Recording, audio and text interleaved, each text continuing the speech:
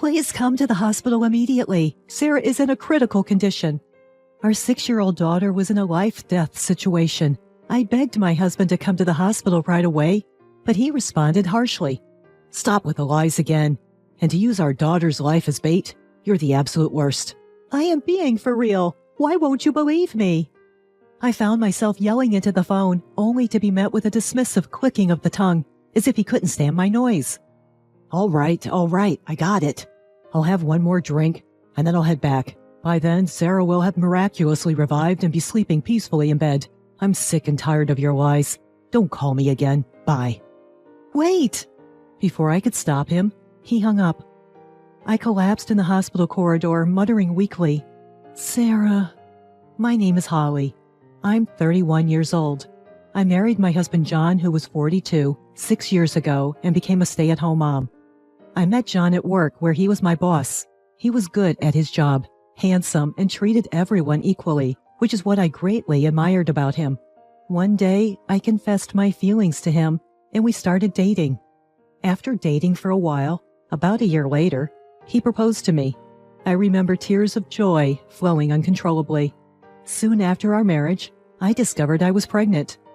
We did it. We're going to raise our child with so much love and affection. I was genuinely happy to be married to the man I respect and to be expecting his child. However, since our daughter Sarah was born, John drastically changed and became cold towards me. He started belittling me, accusing me of lying when I said I was unwell and needed a break from household chores. He wouldn't help me at all. When Sarah was a baby and often cried at night, he would shout, "She's annoying! Put her to sleep quickly!" Many times I found myself in tears, living a life far different from the family life I dreamt of. You are a stay-at-home mom, and you can't even take care of the kids while doing your chores? Damn, I picked the wrong one. Why would you say that? We are couples. We are together in this. I'm working hard outside the house. Don't burden me with housework. Besides, you complain often about being sick, but I doubt that. You're probably lying about not getting enough sleep because of kids, too. I would never lie about something like this. Household chores aside, Sarah is our daughter. You have to take part in raising her, too. If you want people to help you that badly, why don't you hire a housekeeper? That's only if you can pay out of pocket, of course. He never listens to me, and the more I plead, the more he accuses me of lying. I could take his insults, but it hurt that he didn't even care for our daughter. I didn't even know if he had any affection for Sarah. Getting divorced did cross my mind, but as a stay-at-home mom, I couldn't muster the courage to leave the house with my daughter. But I made up my mind to be a parent who can protect my daughter, Sarah. If something ever happened, it seemed that Sarah vaguely understood that her father John and I were not getting along well, but she has grown up to be such a kind child, often stroking my head gently and saying, "Thanks for everything, Mom." Each time, I would gently hug Sarah and tell her, "Mommy loves you a lot, Holly." But suddenly, one day, something very precious to me got taken away. It happened on Sarah's 6th birthday. The three of us were planning to celebrate her birthday together. I was busy with preparations since morning, and I was mostly done by before 3 p.m. Just as I was about to go buy her birthday cake, I received a call from John. "I got roped into a night out with my colleagues. I'll be home late."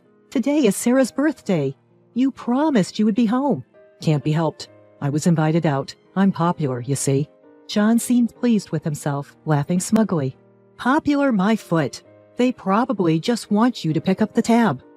I've always told him to stop paying for all of his colleagues' at-night outs, but John never listened. He would simply say, "Who else is going to pay then? I'm the boss." "Can't you please come home for Sarah? She's been looking forward to celebrating her birthday with you." "Stop nagging. I'll get her a present, so that should be enough." "Fine. Whatever." I didn't wait for John's response. I hung up the phone with a loud click. Slamming down the receiver gave me a sense of relief. I shouldn't let this get to me. Today is all about Sarah. I need to keep smiling. I decided to head into the local bakery and bought a strawberry cake, Sarah's favorite. All that was left to do was wait for Sarah to come home. But Sarah didn't come home, even as the evening fell and the sun began to set. Perhaps she was playing with her friends and lost track of time. But she was too late. Just as I was considering whether to go look for her in the park or call the police, the phone rang. It was a call from the police. Holly had been in a traffic accident. "What? Is Sarah?" Is Sarah all right? She's been taken to the hospital, but it seems she's still unconscious. We apologize for the delay in contacting you. It took some time to confirm her identity. I need to rush to the hospital now. I regretted not giving Sarah a note with my contact details, but there's no point crying over it now. I rushed to the hospital, my face as white as a sheet. Please, God, save her. But then I was told by a nurse that Sarah was in critical condition. I suddenly felt all the strength leave my body, and I sank to the floor.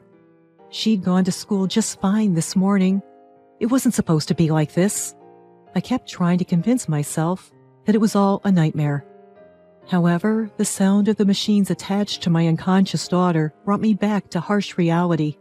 Oh, I need to call John, I muttered to myself as I walked out of the room to call my husband. What? It's you again? Don't call me while I'm out drinking. Sarah got in an accident and is being treated at the hospital. It might be serious. Get here now. But my husband's responded saying, Yeah, another one of your tall tales. You just love lying, don't you? I'm not lying. Please, come to the hospital right now. Sarah is in a critical condition. Don't make up such lies. Don't hold any grudge against me just because I didn't come home for her birthday. Man, you terrify me. Haha. Shut up and just come here now. Sarah she might not make it. Before I knew it, I was pleading to my husband through my tears. The fact that my husband called me a liar and wasn't showing any concern for our daughter, even at a time like this, filled me with sadness more than anger. All right, I got it. I'll have one more drink and then I'll head back. By then, Sarah will have miraculously revived and be sleeping peacefully in bed. I'm sick and tired of your lies. Don't call me again. Bye. Wait! Before I could stop him, he had hung up. In the hospital room, I sat wiping my endless tears, waiting for Sarah to wake up. But she never did. Her birthday became the day she left us forever. Why? Please open your eyes. No matter how much I called out to her, no matter how many times I touched Sarah's lifeless body, she never smiled back at me again. Sarah was such a good girl. She was a bit shy, but she was always thoughtful towards others, a caring girl, an angel. Why did she have to lose her life? Sarah! I broke down crying in the hospital, not caring about the people around me. In the end, my husband never came to the hospital that day. The day of the funeral was under a cloudy sky that seemed ready to burst into tears at any moment. John's colleagues and bosses also came to the funeral. I had met them before, but this isn't how I wanted to meet them again. Afterward, my fellow mom friends took turns talking to John and me, but it was clear they find it hard to approach me, who was barely able to stand. Every time someone spoke to John, he would pretend to cry dramatically, saying, I can't believe Sarah is gone, and then added, if my wife had called me sooner that day, I might have been able to see her while she was still alive. You're the one who accused me of lying and refused to come home. You're not even actually crying. John was seeking for everyone's empathy. At this point, I didn't even feel any anger towards him. All I wanted was to peacefully send Sarah off with all my heart. As the funeral was coming to an end, John whispered to me, Okay now, time to get divorced. You'll be free. Taken aback by his sudden words, I glared at him, biting my lip, but he quickly left to go smoke outside.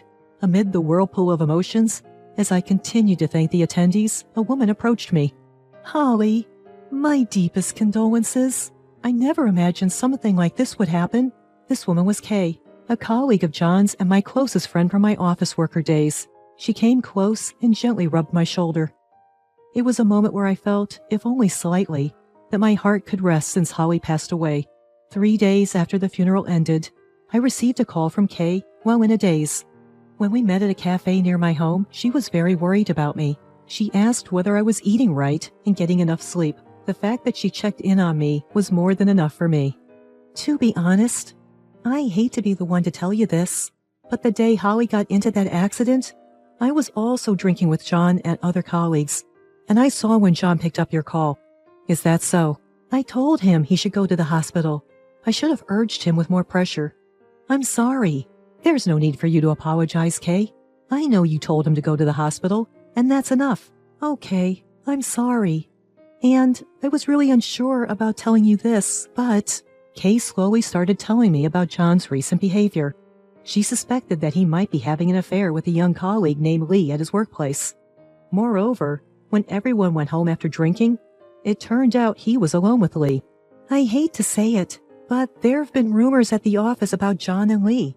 People are suspecting that they might be having an affair. I see. The fact that I was the only one unaware of this, being manipulated by John, filled me with anger. Kay, there's something I want to ask you. Yeah, you want to gather evidence of John's infidelity, right? I'll help. Kay, my best friend from my office worker days, already knew what I wanted to say.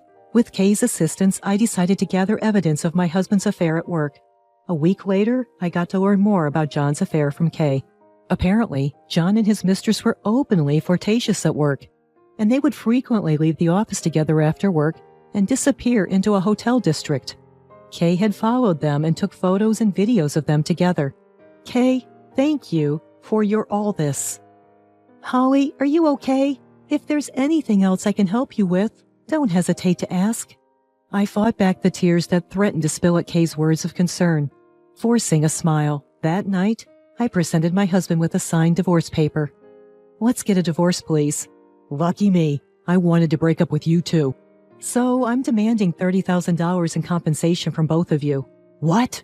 That's too much just for a divorce. Gosh, you're all about money.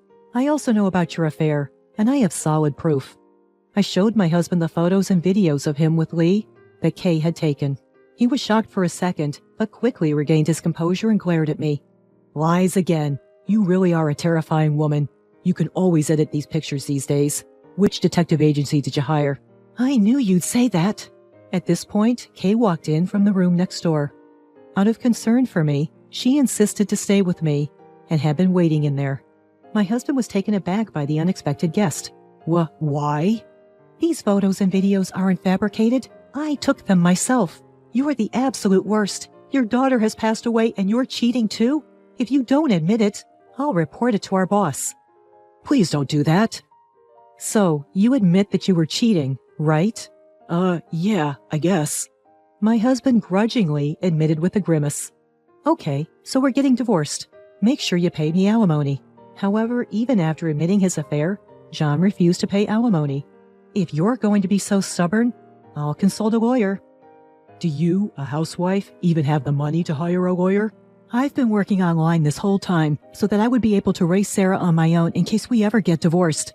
I was only going to use this money for Sarah, but I'll use it to get back at you. Until now, John had been looking down on me, even when I confronted him with the evidence of his infidelity.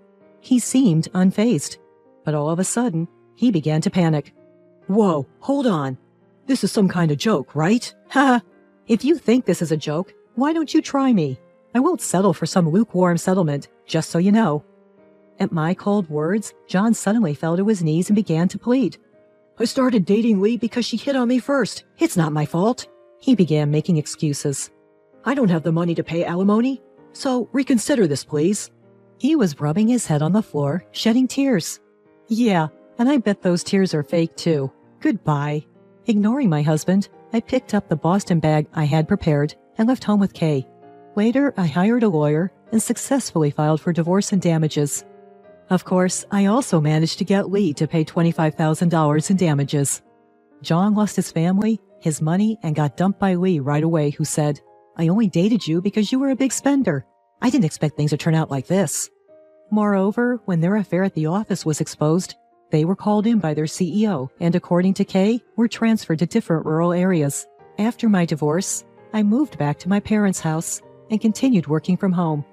I had Sarah interred at my family cemetery back home. I am still grieving, but from now on, I intend to live my remaining years quietly and peacefully.